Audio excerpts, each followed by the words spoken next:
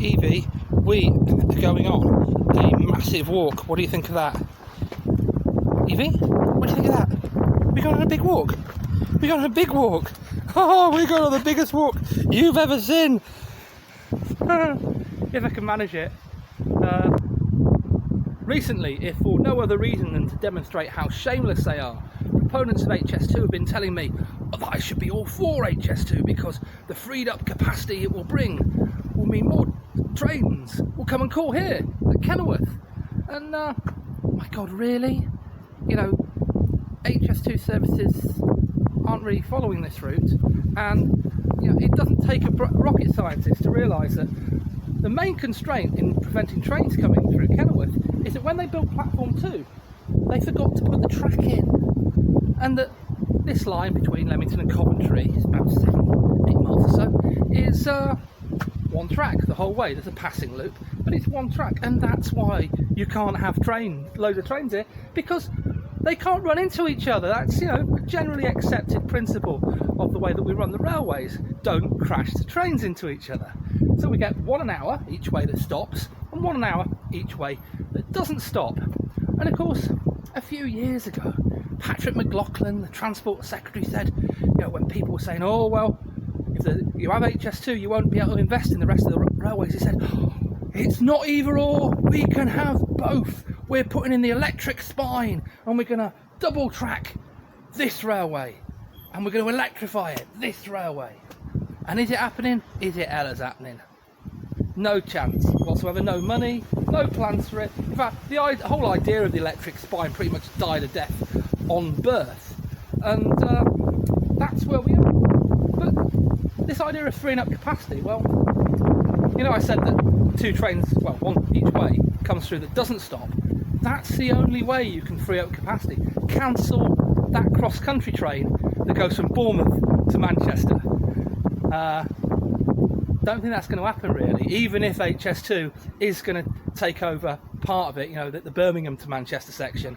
It still stops at lots of different places. I think that's my train. Let's get on the train and then go have a walk.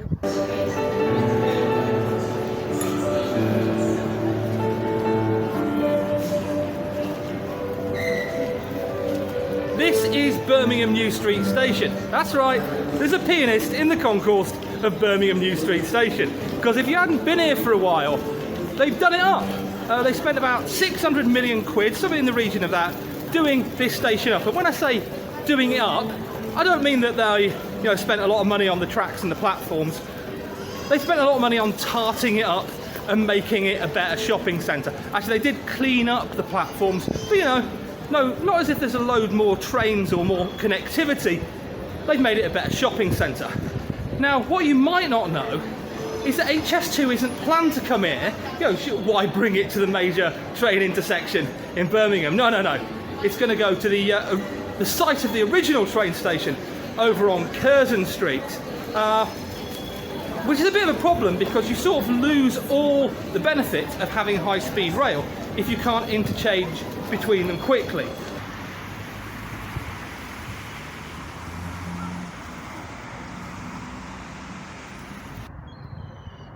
This is the back end of the Birmingham Curzon Street site, which is about half a mile from the front end of the site, meaning it's easily going to be about a mile to transfer seat to seat from HS2 to a train on New Street. But as you can see, construction here isn't starting. And it's not just because HS2 hasn't got notice to proceed, it hasn't got the final go-ahead, which means that they can start building it, because all the work that's taking place now is enabling preparatory work, like all the way over there where they're digging up thousands of dead bodies from a former graveyard. No, they're not building this because no one wanted to build it. That's right, they let out a £435 million contract and they didn't get any bidders. But bearing in mind, just tarting up New Street, not building a new station with, you know, all the stuff that goes with that, that was 600 million.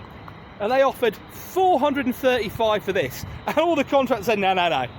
And today, this very day, they've relaunched it and saying, well, you know what? We'll accept a contractor, and we'll sort the price out later. And the same thing has happened with the originally £1.5 billion worth of railway systems contracts. They're letting that out again and saying, oh, you know what, we'll sort out a price later, you know, we'll sort you out, guys, don't worry, it'll be fine, we'll pay you whatever it takes. And that's what this is, you know, that's why current estimates are 3 times the 33 billion HS2 was going to cost in the first place, because that's what it's always been about. It's about money and land. Well, we got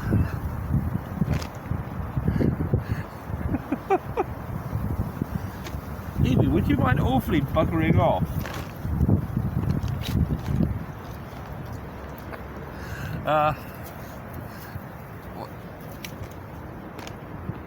What are you doing?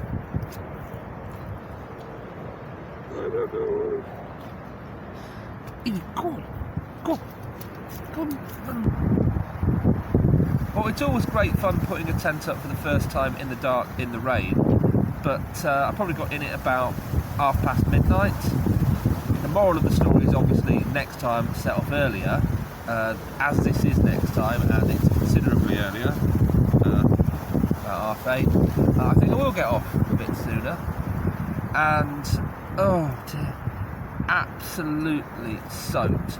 It is pretty difficult to get my clothes off, and of course not being in the confined space at all here, but yeah, it's like peeling them off. I was that wet that I couldn't really get into the sleeping bag properly because it kept sticking to me.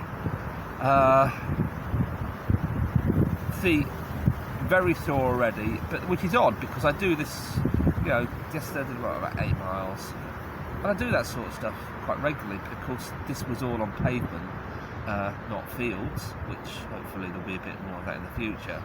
And of course, alright, I'm heavy enough, but the feet may have objected to the weight of me and the weight of the bag, which obviously kept getting heavier in the rain.